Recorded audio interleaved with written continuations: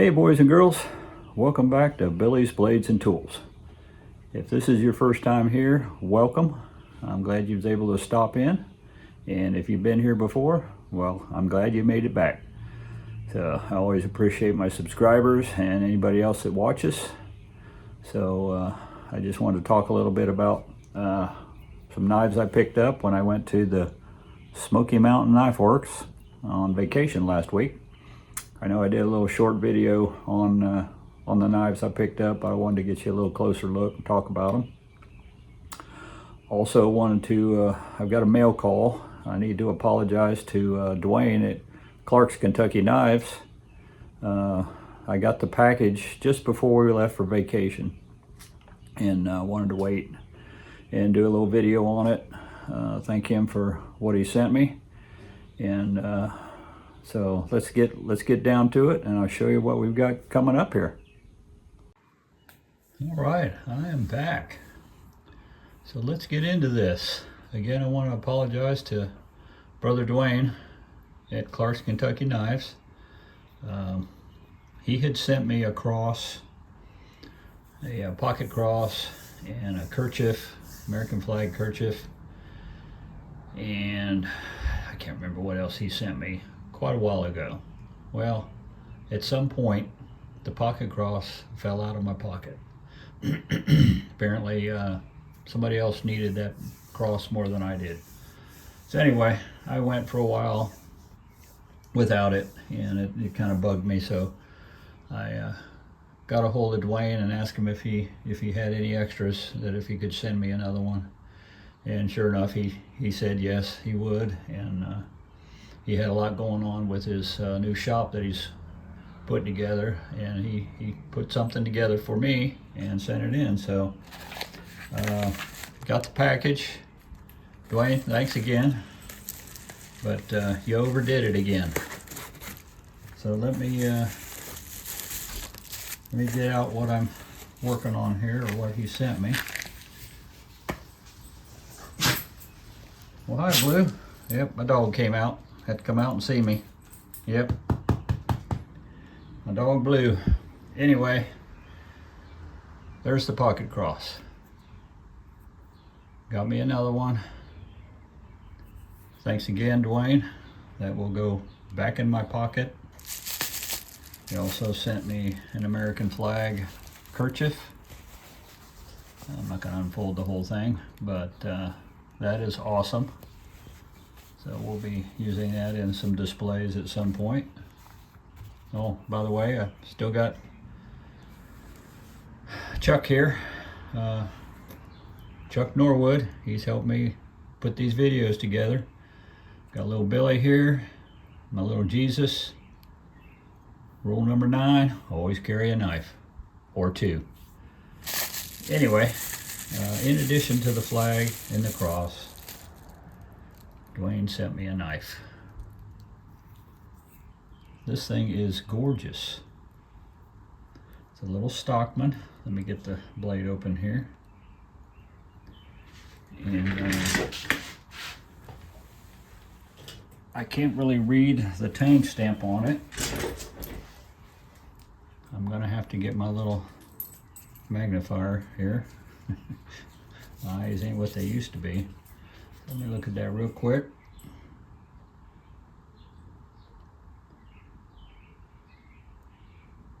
It says U.S. Classic.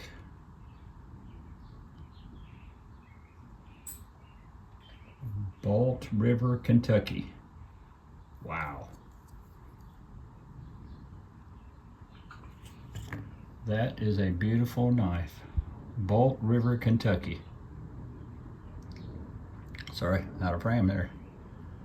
But it's got a little like hunting dog on here on the little badge. Got a wicked edge on it. Beautiful snap. Got some walk and talk like you wouldn't believe. Guess that would be the Spey blade. Sorry, I'm not paying attention here. I'm looking at the knife because it's so pretty. And then we got the sheep's foot. And let's see what that says on there. 440 razor edge. Yeah, believe me, they are sharp. But it looks to be bone. It's been jigged and stained. I love that red.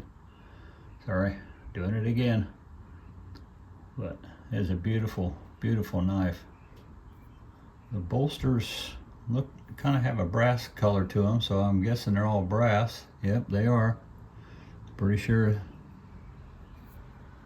But that is a beautiful knife. Thank you, Dwayne. Really appreciate that. Just wanted to jump in here real quick, and I think I mispronounced the knife that Dwayne sent me. It's called U.S. Classics Salt River, Kentucky. They're made in China, but they were imported by Salt River company. So anyway, it's made in China, but it's made very well. So really appreciate that. So, but yeah, I got this little magnifier that I have to use occasionally because these eyes are a little older than they used to be. So anyway, that was my mail call.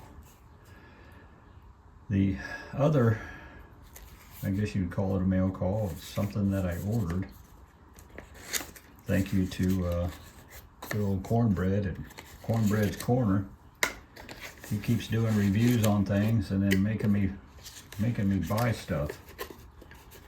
So he did a review on this WorkPro multi-tool pliers, and you know, I thought, you know what, I need a multi-tool for one of my vehicles. I keep moving one from one vehicle to the other, so I needed another one, and I didn't want to spend a whole lot of money. And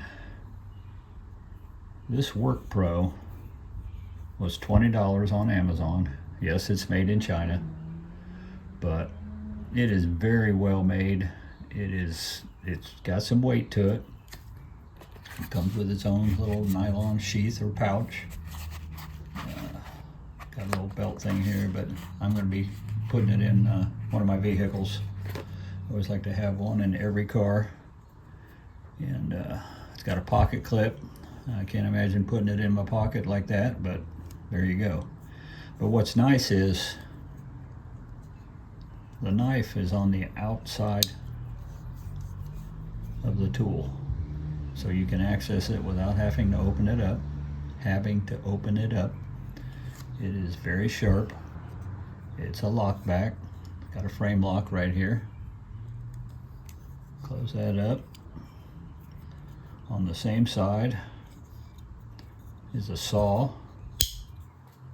I haven't used this yet. I just got it, so the teeth are very aggressive, and I can imagine it would cut very well.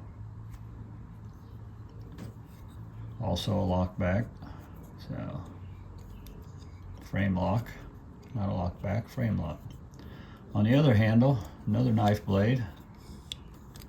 It's serrated, very sharp.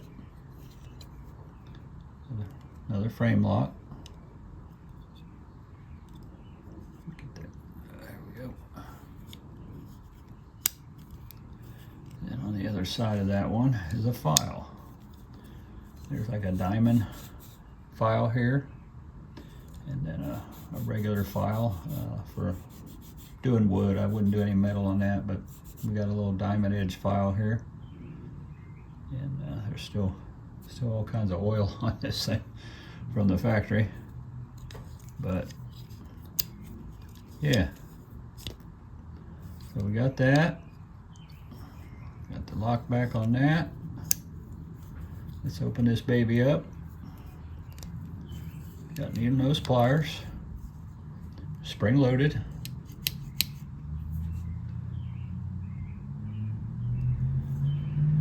Got your needle nose. Got wire cutters. They say that there's crimpers right here Guess, yeah, you can crimp some electrical connectors on there with that. But in the handles, let's see here, let's start with this one. Got a pair of scissors. Seem to be very nice scissors. See if I got a piece of paper I can cut here. Yeah, there we go. Let's get a piece over here. Sorry about my getting away from the camera here, but I'm really ready for that. So anyway, we're back in here. Yeah, very sharp scissors. Work very well. So anyway, those scissors seem to work very well. They've got a little spring here that really springs the blade open all the way. So you just rock that back again. It is a lock back also. This little button right here, you push it, and you can slide that in. All the tools lock into place. So then we got the can opener here. It locks into place. It's got a, let's flip this over. Got your can opener and a wire stripper.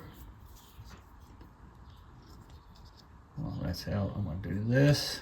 We got a wide blade screwdriver. That back in. Push the lock button. We'll go to the other side here. We have a Phillips screwdriver. And on the other side of it, you have a little mini Phillips screwdriver. All in one little tool there. And that will lock back also. And let's get this out. Screwdriver back down in there. Phillips screwdriver. Then we got another flat blade. A little flat blade with a like a package opener for slicing, or they call that a rope cutter. So I guess you could use that to cut rope.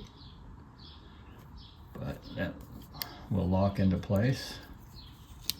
But it's very, very nice, very well made. They have multiple colors. I think they got blue, black, green, and then this red. I like the red because I can see it. It's not going to get lost somewhere, hopefully. But I love the spring-loaded pliers. That works very well. So that's going to go into the one vehicle that doesn't have one. Put it back in the pouch. Nice little snap. There you go. So thank you, Brother Cornbread, for that review. Every time you review something, you cost me money. But anyway, that's okay. That's the purpose of a review. Okay, let's see here. I worked on a little project. Just recently, one of my last videos, I talked about this knife. And I got it from Menards. They had a special sale, and I think this cost me $9. I've seen other ones exactly like this at other places for like $15 or so, and they said it was made in Japan. There's nothing on this blade that tells me where it was made or on the box, so which is kind of unusual. But so maybe it was made in Japan, I don't know. But it's very sharp, and it's going to get used in the kitchen for slicing and dicing and things like that. But the sheath that it came in, which I didn't bring out here with me, was some kind of plastic fake leather thing that was about useless, especially when I want to use it in the kitchen. So I was trying to come up with ideas, and one of the other guys that I watch on a regular basis, Blade Man 175, Dave over there, he suggested making some kind of wooden block to hold it, or something like that. And I thought, you know what, that's a good idea. So I went through my scrap wood, and I have a whole bunch of cedar boards that were left over from a window install many years ago. Yeah, maybe even decades ago, but I've got a lot of cedar boards that I've had laying around, so I tend to use those up. And so I made myself a little wooden block to put the knife in. See if I can get it in there on camera here. Fits in fairly well. Let me back this out a little bit so you can see it better. Excuse all the scrap wood back there, but there's a little better view of it. Knife fits in there pretty good. I've got other projects I'm working in the background there, so always working on something. Got to keep busy. Anyway, this is made out of cedar boards. Let me pull the knife out of here real quick. What I started out with is a rectangular piece of wood, and as you can see, I've got the slot here for the blade. And my wife asked me, how did you do that? Well, I actually took this board and I took it over to the bandsaw, and I did what they call resawing, and I cut it down lengthwise. I cut it a little bit. This side here is a little wider than this side. I made the cut a little farther over this way so that I could take my router after I drew a pattern of the knife on the inside of this board, and then I took my little handheld router, and it's a good thing that it's inside because it got ugly inside here, but it's kind of hard doing this small board here with that router. But anyway, I cut it all out. When I first originally did it, like I said, this was a full rectangle. I was trying to figure out how I was going to mount this, so I knew where my knife blade ended. I kind of laid the knife on here so I could tell, and I cut a 45-degree angle across there. Then did a bunch of sanding on it, and when I put the knife in originally, as you can see, this was a full, this went across here, and I had to notch out in here to accommodate the handle so that the back side of the blade, this side here, would go all the way in. That got real ugly. By the time I got it notched out enough for that handle to go in, it was getting pretty thin on the edges. So I thought, why don't I just cut that off at an angle at the appropriate spot, and I could still get the knife in. It all fits in, back of the blade's inside, and it fit pretty good. Now I also did cut down the handle a little bit. As you can see, there's an angle here. This was flat all the way across, and that was pretty thick, so I cut that down to make it a little easier to handle the knife. So anyway, I glued the two halves together, sanded everything so everything was nice and flush on the edges. Took another piece of the same cedar board, cut it down to this width. I forget how wide it is, but I glued this onto the bottom board. Also put a couple screws in the base of it just to help hold it in, give it more strength. Put some satin polyurethane on there, and here we go. The knife fits in there snugly, but that keeps it from, it's not going to fall out if this tips over or whatever.